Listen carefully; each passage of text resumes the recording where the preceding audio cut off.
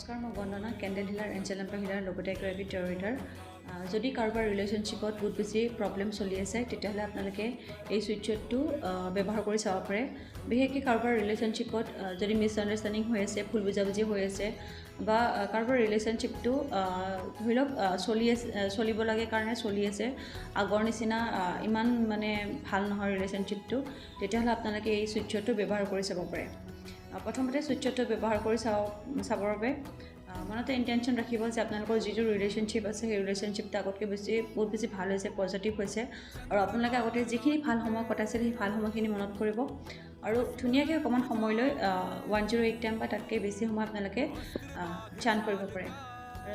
সুইটচটো হৈছে divine sweet together. পুনৰবাৰ কৈছোঁ, ডিভাইন সুইট টুগেডাৰ।